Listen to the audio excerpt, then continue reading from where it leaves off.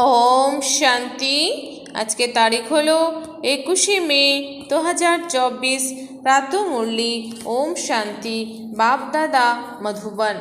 आजकेर मुरलीते बाबा बोलेছেন मिष्टि बाच्चारा। शिव बाबा हलेन ওয়ান্ডারফুল बाबा, टीचार और सद्गुरु। ओनार निजेर कोनो बाबा नेই। तो বলছেন ওনার নিজের কোনো বাবা নেই। উনি কখনো কারোর থেকে কিছু শেখেন না।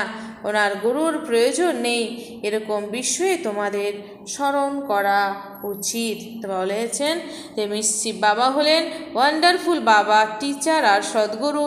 ওনার নিজের কোনো বাবা নেই, উনি কখনো কারোর থেকে কিছু শেখেন না, ওনার গুরুর প্রয়োজন নেই, এরকম বিষয়ে তোমাদের স্মরণ করা উচিত। প্রশ্ন: স্মরণে কোনো নবীনত্ব থাকলে তখন আত্মা সহজেই পবিত্র হয়ে যেতে পারে? মানে স্মরণে কোনো নবীনত্ব থাকলে তখন আত্মা সহজেই পবিত্র হয়ে যেতে পারে? প্রশ্ন উত্তর: স্মরণে যখন বসো তখন বাবার কারেন্টকে শক্তিকে টানতে মানে আকর্ষণ করতে থাকো। তো বলছেন যে স্মরণে যখন বসো তখন বাবার কারেন্টকে মানে শক্তিকে টানতে বা আকর্ষণ করতে থাকো। বাবা তোমাদের দেখেন আর তোমরা বাবাকে দেখো। এরকম স্মরণেই আত্মাকে পবিত্র করে দিতে পারে। তো এরকম স্মরণে আত্মাকে পবিত্র করে দিতে পারে। এ হল অত্যন্ত সহজ স্মরণ, কিন্তু বাচ্চারা প্রতি মুহূর্তে ভুলে যায় যে আমরা হলাম আত্মা, শরীর নয়। দেহি অভিমানী বাচ্চারাই স্মরণে স্থির থাকতে পারে। ওম শান্তি। মিষ্টি মিষ্টি বাচ্চাদের এই নিশ্চয় তো রয়েছে যে ইনি হলেন আমাদের অসীম জগতের বাবা। ওনার কোনো বাবা নেই। দুনিয়ায় এমন কোনো মানুষ নেই যার বাবা নেই। এক একটি কথা অত্যন্ত ভালোভাবে বুঝতে হবে, আর তারপর নলেজও তো তিনি শুনিয়ে থাকেন যিনি কখনো পড়েননি। তা না হলে তো মনুষ্য মাত্রই কিছু না কিছু অবশ্যই পড়ে। শ্রীকৃষ্ণ তো পড়েছেন। বাবা বলেন, আমি কি পড়ব? আমি তো পড়াতে আসি। আমি পড়াশোনা করিনি, আমি কারোর থেকে শিক্ষা গ্রহণ করিনি, কোনো গুরু করিনি। ড্রামার প্লেন অনুসারে বাবা অবশ্যই সর্বোচ্চ মহিমা হতে হবে। গাওয়া হয়ে থাকে উচ্চ থেকে উচ্চ হলেন ভগবান, ওনার থেকে উঁচু আর কি হবে? না বাবা, না বাবা, না টিচার, না গুরু। এই অসীম জগতের বাবার না কোনো বাবা আছে, না টিচার আছে, না গুরু আছে। ইনি স্বয়ং হলেন বাবা, টিচার, গুরু।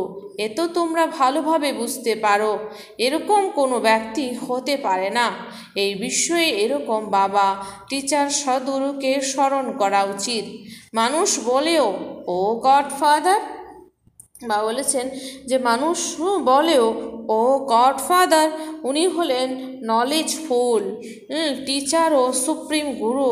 তিনি হলেন অদ্বিতীয়। এরকম কোনো দ্বিতীয় মনুষ্য মাত্র থাকবে না। উনি পড়াবেনও মনুষ্য শরীরের মাধ্যমে।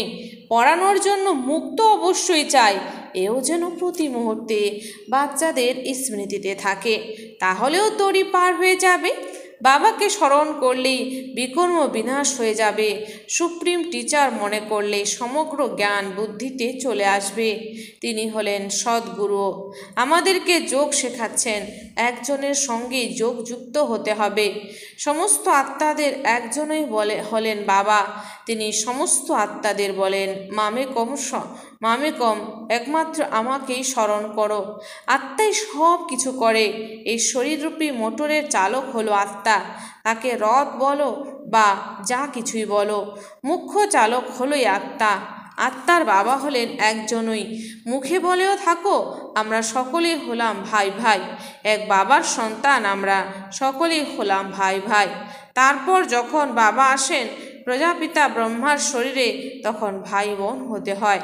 প্রজাপিতা ব্রহ্মার মুখবংশজাত হলে তো ভাই বোন হবে, তাই না? ভাইয়ের কখনোই বোনের সঙ্গে বিয়ে হতে পারে না। তো আমরা ব্রহ্মা বাবার সন্তান, ভাই বোন হয়ে গেলাম, তো ভাইয়ের কখনো বোনের সাথে বিয়ে হতে পারে না। তাহলে এরা সকলেই প্রজাপিতা ব্রহ্মা কুমার কুমারী হয়ে গেল। তাহলে ভাই বোন মনে করলে যেমন বাবার লাভলি চিলড্রেন ঈশ্বরীয় সম্প্রদায়ের হয়ে গেল। তোমরা বলবে আমরা হলাম ডাইরেক্ট ঈশ্বরীয় সম্প্রদায়। ঈশ্বর বাবা আমাদের সব কিছু শেখাচ্ছেন। তিনি কারোর কাছ থেকে শেখেননি, তিনি হলেন ওই সদা সম্পূর্ণ। ওনার কলাগুলি কখনো ওনার কলাগুলি কখনো হ্রাসমা কম পায় না, আর সকলের কলা কম হয়ে যায়। আমরা তো শিব বাবার অনেক মহিমা করি। শিব বাবা বলা অত্যন্ত সহজ, আর বাবাই হলেন পতিত পাবন। কেবল ঈশ্বর বললে এতটা ভালো লাগে না। ঈশ্বর বলে অতটা ভালো লাগে না। বাচ্চারা, এখন তোমাদের হৃদয় থেকে ভালো লাগে বাবা কিভাবে এসে পতিতদের পবিত্রে পরিণত করেন। লৌকিক বাবাও রয়েছেন, পারলৌকিক বাবাও রয়েছেন। পারলৌকিক বাবাকে সকলে স্মরণ করে, কারণ হলো পতিত, সেই জন্যই তো স্মরণ করে। পবিত্র হয়ে গেলে তো তখন দরকারই নেই পতিত পাবনকে ডাকার। ড্রামা দেখো কেমন। পতিত পাবন বাবাকে স্মরণ করে চায় যে আমরা যেন পবিত্র দুনিয়ার মালিক হয়ে যাই। শাস্ত্রে দেখানো হয়েছে যে দেবতা আর অসুরদের মধ্যে লড়াই লেগেছিল, কিন্তু এরকম তো হয় না। এখন তোমরা বোঝো যে আমরা না অসুর না দেবতা। এখন আমরা হলাম মাঝখানের। সবই তোমাদের পিছতে থাকে। এ খেলা অত্যন্ত মজার। নাটকে মজাই দেখতে যায়, তাই না? ওসব হলো পার্থিব জগতের ড্রামা, এসব হলো অসীম জগতের ড্রামা। একে আর কেউ জানে না, দেবতারা তো জানতেই পারে না। এখন তোমরা কলিযুগ থেকে বেরিয়ে এসেছো। যে নিজে জানে সে অন্যদেরকেও বোঝাতে পারে। একবার ড্রামা দেখলে তখন আবার সমগ্র ড্রামা বুদ্ধিতে চলে আসবে। বাবা বুঝিয়েছেন এ হলো মনুষ্য সৃষ্টিরূপী বৃক্ষ, এর বীজ উপরে রয়েছে। বিরাট রূপ বলা হয়, তাই না বাচ্চারা? বাবা এসে তোমাদেরকে বুঝিয়ে থাকেন। মানুষের এসব জানা নেই। শিব বাবা কারোর থেকে ভাষা শিখেছে কি? যখন ওনার কোনো টিচারই নেই তখন ভাষা আবার কি শিখবেন? তাহলে অবশ্যই যে রথে আসেন ওনার ভাষাকেই কাজে লাগাবেন। ওনার নিজস্ব কোনো ভাষা তো নেই। উনি কিছু পড়েন বা শেখেনও না। ওনার কোনো টিচার নেই। শ্রীকৃষ্ণ তো শেখে, তার মা বাবা টিচার রয়েছে। ওনার গুরুর দরকার নেই, কারণ ওনার তো সদ্গতি প্রাপ্ত হয়েছে। এও তোমরা জানো। তোমরা ব্রাহ্মণেরা হলে সব থেকে উঁচু, এ কথা তোমরা স্মৃতিতে রাখো। তোমাদের পরাণ বাবা। এখন আমরা হলাম ব্রাহ্মণ দেবতা কত ক্লিয়ার। বাবাকে তো প্রথম থেকেই বলে দেয় তিনি সব কিছু জানেন। কি জানেন তা কারোর জানা নেই। তিনি হলেন নলেজফুল। সমগ্র সৃষ্টির আদি মধ্য অন্তের নলেজ ওনার রয়েছে। বীজের তো সমগ্র বৃক্ষের নলেজ থাকে, ওটা হলো জড় বীজ। তোমরা হলে চৈতন্য। তোমরা নিজেদের বৃক্ষের নলেজ বুঝিয়ে থাকো। বাবা বলেন আমি হলাম এই ভ্যারাইটি মনুষ্য সৃষ্টির বীজ। হলো তো সকলেই মানুষ, কিন্তু ভ্যারাইটি বিবিধতা রয়েছে। একজন আত্মারও শরীরের ফিচার্স অন্যের মতন হতে পারে না। দুজন অ্যাক্টার্স একই রকমের হতে পারে না। এও হলো অসীম জগতের ড্রামা। আমাদের অর্থাৎ মানুষদেরকে অ্যাক্টার্স বলা হয় না, আত্মাকে বলা হয়। ওরা তো মানুষকেই মনে করে। তোমাদের বুদ্ধিতে রয়েছে যে আমরা আত্মারা হলাম অ্যাক্টার্স, যারা শরীরের দ্বারা ডান্স করে থাকে। যেমনভাবে মানুষ বাদরের ডান্স করায়, এও হলো আত্মা যে শরীরকে দ্বারা ডান্স করায়, ভূমিকা পালন করায়। এ হলো অতি সহজেই বোঝার মতন কথা। অসীম জগতের বাবা আসেনও অবশ্যই এমন নয় যে আসেন না, শিব জয়ন্তীও হয়। বাবা আসেনই তখন যখন দুনিয়াকে চেঞ্জ হতে হবে। ভক্তি মার্গে শ্রীকৃষ্ণকে স্মরণ করতে থাকে, কিন্তু শ্রীকৃষ্ণ আসবে কিভাবে? কলিযুগে অথবা সঙ্গমে তো শ্রীকৃষ্ণের রূপ এই চোখের মাধ্যমে দেখতে পারা যায় না, তাহলে ওনাকে ভগবান কিভাবে বলবে? উনি হলেন সত্যযুগের প্রথম স্থানাধিকারী প্রিন্স। ওনার বাবা টিচারও রয়েছেন, গুরু ওনার ওনার বাবা টিচারও রয়েছেন, গুরুও ওনার দরকার নেই, কারণ সদ্গতিতে রয়েছেন। কারণ সত্যযুগে গুরুর দরকার নেই, সদ্গতিতে রয়েছেন। স্বর্গকে সদ্গতি বলা হয়। হিসাবও ক্লিয়ার রয়েছে। বাচ্চারা বোঝে যে মানুষ 84 জন্ম নেই, কারা কারা কত জন্ম নেই সে হিসাব তো করো। টিটি ঘরানা দেবীকুল অবশ্যই সর্বপ্রথমে আসে, প্রথম জন্ম ওনাদেরই হয়। একজনের হলে তখন তার পিছু পিছু সকলেই চলে আসে। এই সমস্ত কথাও তোমরাই জানো। তোমাদের মধ্যেও কেউ কেউ ভালোভাবে বোঝে, যেমন ওই পড়াশোনায় থাকে, এ অতি সহজ, কেবল একটি গুপ্ত অসুবিধা আছে।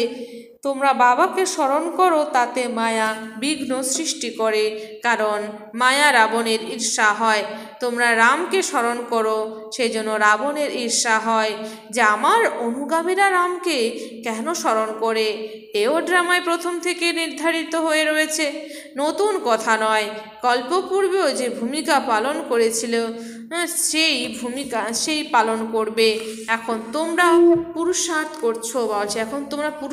করছো, কল্পপূর্বে যে পুরুষার্থ করেছিল সে এখনও করছে। এই চক্র ঘুরতেই থাকে, কখনো বন্ধ হয় না। সময়ের টিকটিক ধীরে ধীরে চলা হতেই থাকে। বাবা বোঝান এ হলো 5000 বছরের ড্রামা। শাস্ত্রতে তো কেমন কেমন কথা লিখে দিয়েছে।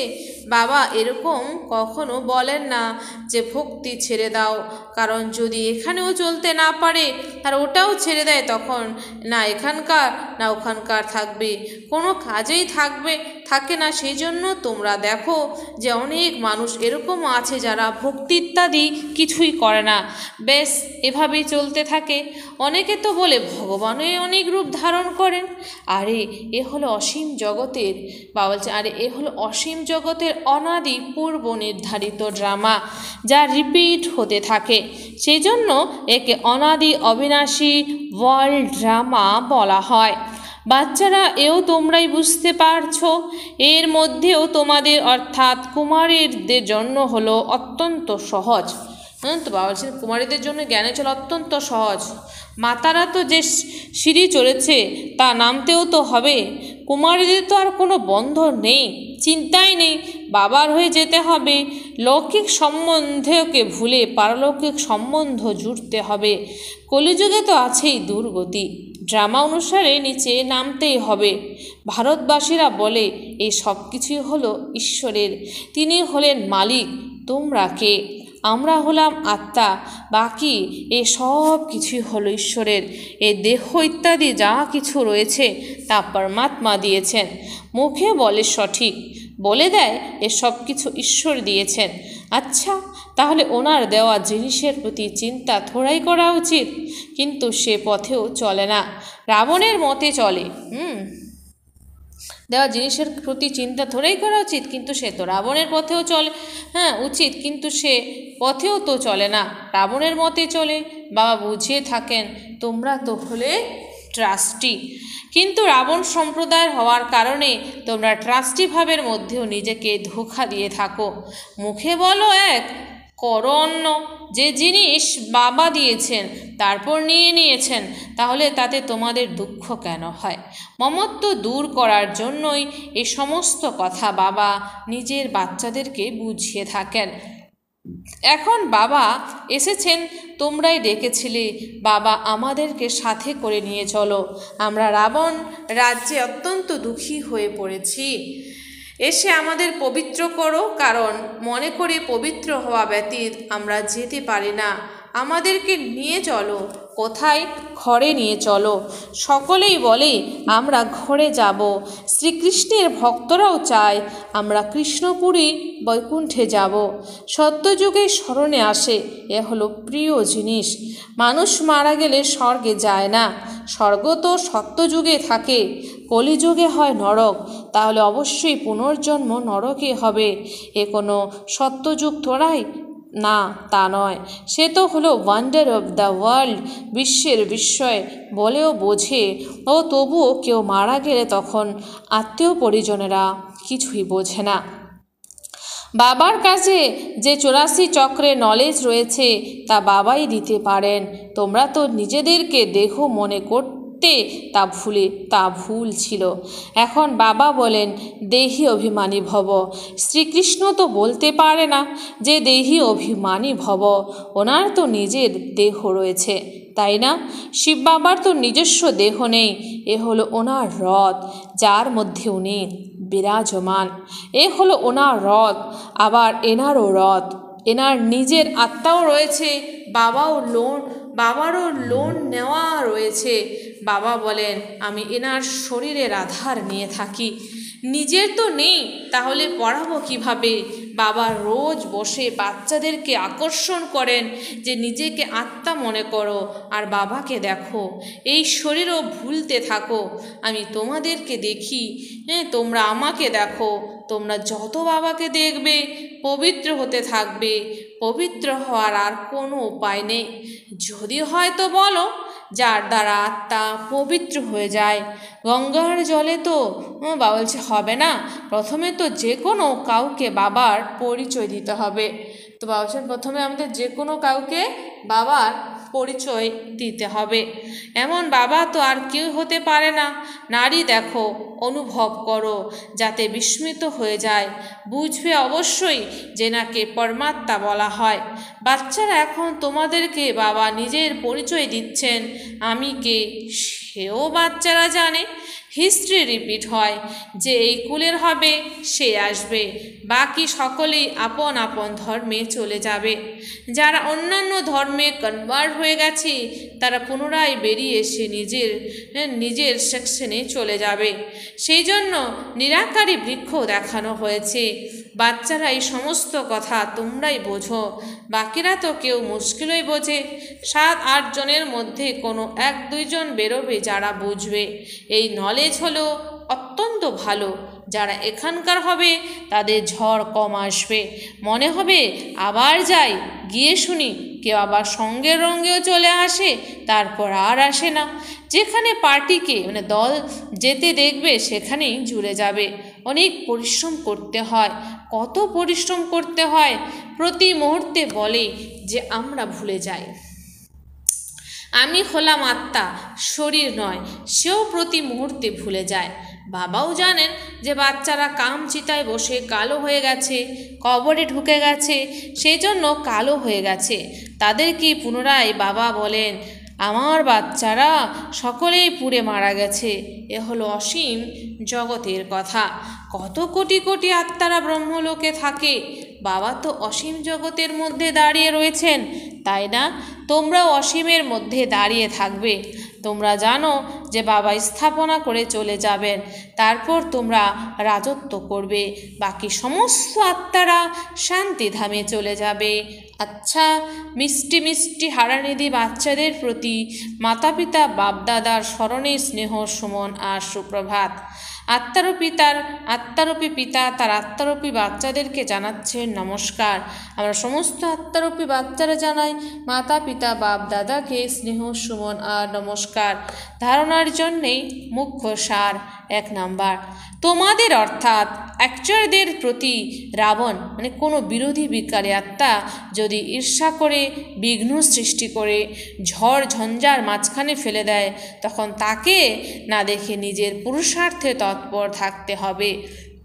বলছেন যে তোমাদের অর্থাৎ অ্যাক্টরদের প্রতি রাবণ কোনো বিকারী আত্মা যদি ঈর্ষা করে বিঘ্ন সৃষ্টি করে ঝড় ঝঞ্ঝার মাঝখানে ফেলে দেয়, তখন তাকে না দেখে নিজের পুরুষার্থে তৎপর থাকতে হবে।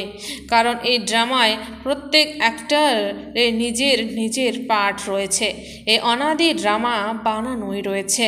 2 নম্বর, রাবণের মতানুসারে চলে ঈশ্বরের আমানত তছদ্রব মানে খায়ানত করো না। সকলের থেকে মমত্ব সরিয়ে নিয়ে সকলের থেকে মমত্ব সরিয়ে নিয়ে সম্পূর্ণরূপে ট্রাস্টি হয়ে থাকতে হবে। সকলের থেকে মমত্ব সরিয়ে কী হয়ে থাকতে হবে? আমাদের ট্রাস্টি হয়ে থাকতে হবে। তারপর বলেছেন বাবা বরদান, সর্বদা একরস মুডের দ্বারা সমস্ত আত্মাদেরকে সুখ শান্তি প্রেমের অঞ্জলি প্রদানকারী মহাদানী ভব। সর্বদা একরস মুডের দ্বারা সমস্ত আত্মাদেরকে সুখ শান্তি প্রেমের অঞ্জলি প্রদানকারী মহাদানী ভব।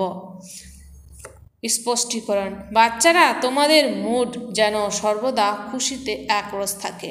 বলছে যে বাচ্চারা তোমাদের মুড যেন সর্বদা খুশিতে একরস থাকে, কখনো মুড অফ কখনো মুড অত্যন্ত ভালো এরকম নয়, কখনো মুড অফ কখনো মুড অত্যন্ত ভালো এরকম নয়। সদা মহাদানী হয় যারা তাদের মুড কখনো বদল হয় না। দেবতাই পরিণতকারী মানে যারা দান করেন। তোমাদের কেউ কিছু দিলেও তোমরা মহাদানী বাচ্চারা সকলকে সুখের অঞ্জলি, শান্তির অঞ্জলি, প্রেমের অঞ্জলি দাও।